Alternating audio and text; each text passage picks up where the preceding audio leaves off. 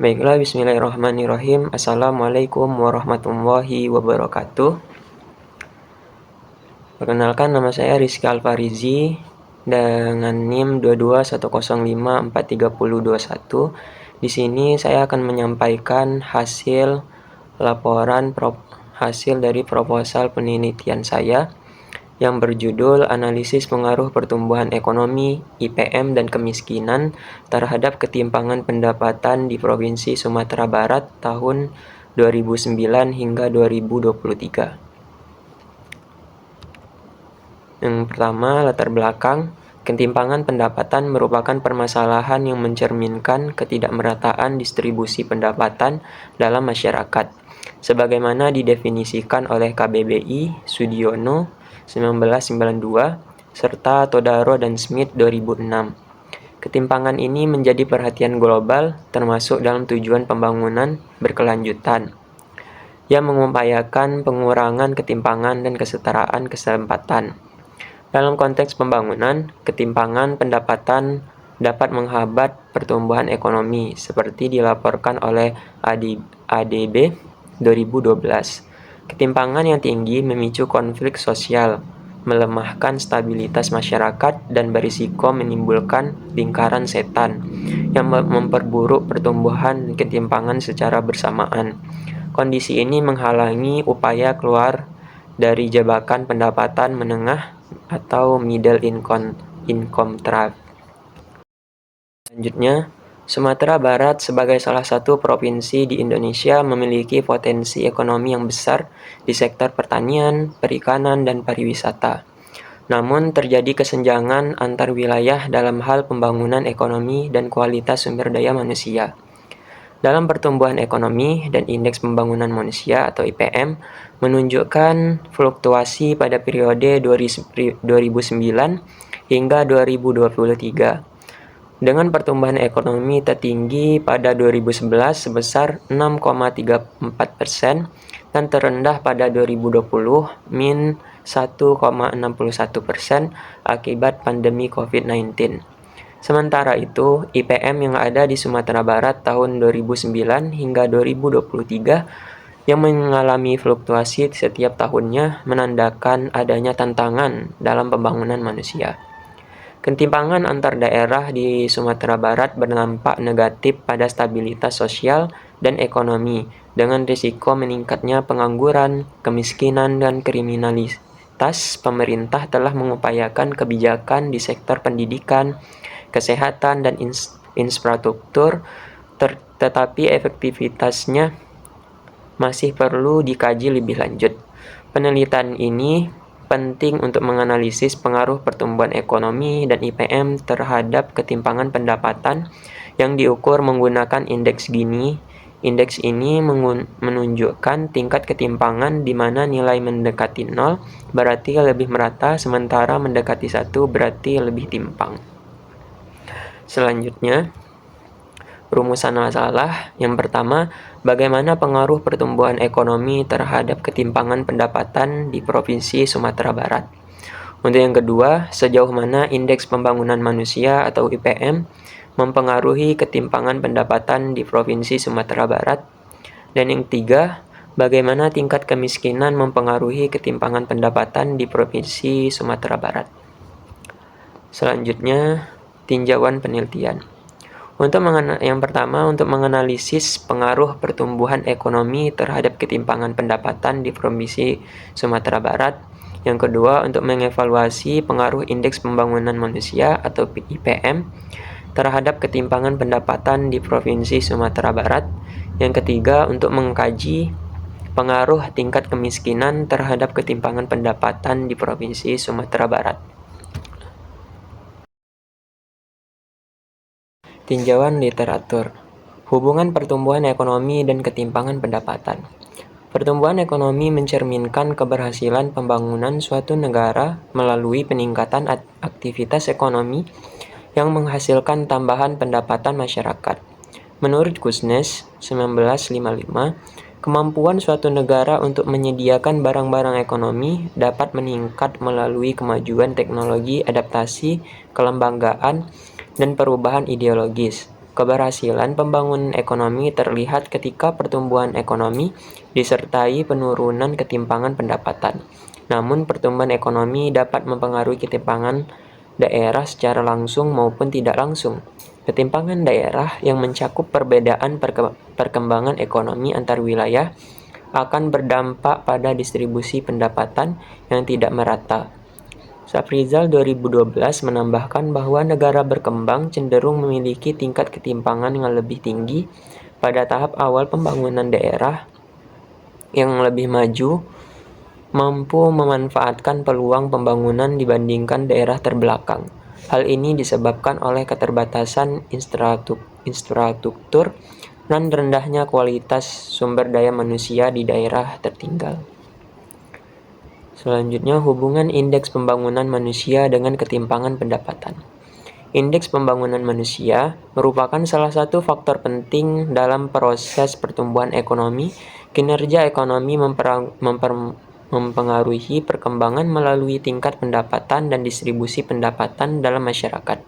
Sedangkan pembangunan manusia melalui pendidikan dan kesehatan yang baik akan sangat menentukan untuk dapat mengelola sumber-sumber pertumbuhan ekonomi. Ketimpangan distribusi pendapatan terjadi pada suatu daerah atau wilayah berpengaruh pada tingkat kesejahteraan masyarakat di wilayah tersebut. IPM dan ketimpangan distribusi pendapatan memiliki hubungan yang saling berkaitan, menyatakan bahwa IPM memiliki pengaruh negatif terhadap ketimpangan distribusi pendapatan, dan teori human capital mengurangi ketimpangan distribusi pendapatan karena pendidikan berperan di dalam meningkatkan produktivitas tenaga kerja. Selanjutnya, hubungan jumlah penduduk miskin dengan ketimpangan pendapatan. Distribusi pendapatan merupakan cerminan atas merata atau timpangnya tingkat pendapatan, dan hal ini merupakan pendorong utama kemiskinan. Namun, kemiskinan itu sendiri terutama ditentukan oleh rata-rata pengeluaran per kapita penduduk yang berada di bawah garis kemiskinan, dan ketimpangan pendapatan disimpulkan bahwa peningkatan disebabkan oleh penurunan pendapatan tenaga kerja secara tidak langsung, menyebabkan suatu kelompok penduduk yang rata-rata pengeluarannya pada awalnya berada di atas garis kemiskinan ke suatu tingkat di mana rata-rata pengeluarannya berada di bawah garis kemiskinan. Selanjutnya, teori Kuznets-Curry. Kuznets berpendapat bahwa ketidakmerataan atau ketimpangan pendapatan meningkat seiring dengan pertumbuhan ekonomi. Tetapi setelah mencapai titik maksimum, ketimpangan tersebut mengalami penurunan seiring berjalannya pembangunan ekonomi yang lebih baik. Sehingga hubungan antara ketimpangan pendapatan dan GDP per kapita memiliki bentuk kurva U terbalik. Teori EKC dikembangkan oleh Grossman dan Kruger 1991. Mereka mengaplikasikan hipotesis Kuznets untuk mengetahui hubungan pertumbuhan ekonomi dengan kualitas lingkungan. Berdasarkan hasil penelitian, teori EKC membentuk U terbalik relevan untuk berbagai polutan dengan tingkat pendapatan yang lebih tinggi. Selanjutnya, teori trickle-down effect.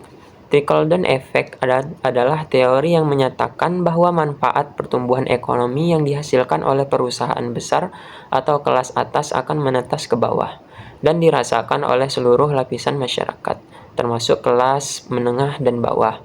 Penelitian ini menghubungkan teori efek trickle-down dengan variabel pertumbuhan ekonomi, kemiskinan, dan IPM. Jika teori ini berlaku, maka peningkatan pertumbuhan ekonomi harusnya disertai dengan peningkatan kualitas hidup melalui IPM yang lebih tinggi dan penurunan angka kemiskinan yang pada akhirnya akan mengurangi ketimpangan. Selanjutnya, penelitian terdahulu, yaitu diantaranya yang pertama, analisis pengaruh pertumbuhan ekonomi dan indeks pembangunan manusia terhadap tingkat ketimpangan pendapatan. Studi pada kota-kota di Provinsi Sulawesi Utara. Dilakukan oleh Excel J. Lala Amrante, No Koko, dan Hanli F. DJ Siwu pada tahun 2023. Nah, selanjutnya, analisis pembangunan manusia di Sumatera Barat dilakukan oleh Asnidar pada tahun 2014. Kemudian analisis ketimpangan pembangunan antar wilayah, kabupaten atau kota di Provinsi Sumatera Barat dilakukan oleh Nurul Rifkah pada tahun 2017. Selanjutnya, hipotesis. Yang pertama, diduga pertumbuhan ekonomi berpengaruh terhadap ketimpangan pendapatan. Yang kedua, diduga indeks pembangunan manusia berpengaruh terhadap ketimpangan pendapatan. Yang ketiga, diduga jumlah kemiskinan berpengaruh langsung terhadap ketimpangan pendapatan.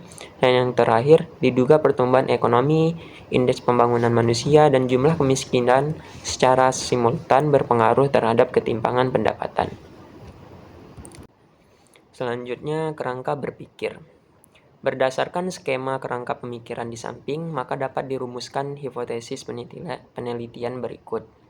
Yang pertama, pertumbuhan ekonomi diperkirakan berdampak positif terhadap tingkat ketimpangan pendapatan di Provinsi Sumatera Barat. Yang kedua, IPM dinilai berdampak negatif terhadap tingkat ketimpangan pendapatan di Provinsi Sumatera Barat. Yang ketiga, penduduk miskin diperkirakan berdampak positif terhadap tingkat ketimpangan pendapatan di Provinsi Sumatera Barat. Yang keempat, pertumbuhan ekonomi dan indeks pembangunan manusia atau IPM mempengaruhi penduduk miskin yang pada akhirnya mempengaruhi tingkat ketimpangan pendapatan di Provinsi Sumatera Barat. Dan yang kelima, pertumbuhan ekonomi, IPM, dan penduduk miskin secara simultan berpengaruh terhadap tingkat ketimpangan pendapatan di Provinsi Sumatera Barat. Metodologi penelitian. Jenis penelitian dan lokasi penelitian. Jenis penelitian ini adalah deskriptif kuantitatif. Penelitian ini adalah menjelaskan hubungan antara variabel dependennya adalah ketimpangan pendapatan dan variabel bebasnya adalah pertumbuhan ekonomi, IPM, dan kemiskinan. Data dan sumber data. Data yang digunakan dalam penelitian ini adalah data sekunder dalam bentuk time series dan cross-section, yaitu meliputi data tahunan dari periode 2009 sampai dengan 2023 sesuai dengan ketersediaan data.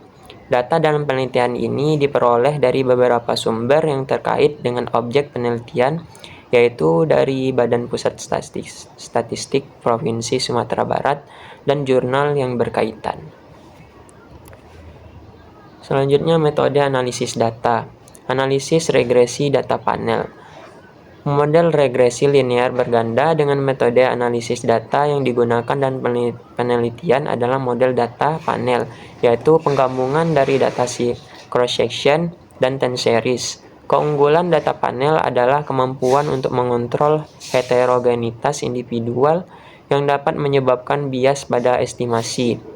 Dalam buku Econometric Analysis of Panel Data, penelitian ini menggunakan tingkat ketimpangan pendapatan sebagai variabel dependen dan pertumbuhan ekonomi, indeks pembangunan manusia, dan kemiskinan disesuaikan sebagai variabel independen atau variabel bebas. Selanjutnya, definisi operasional dan pengukur variabel.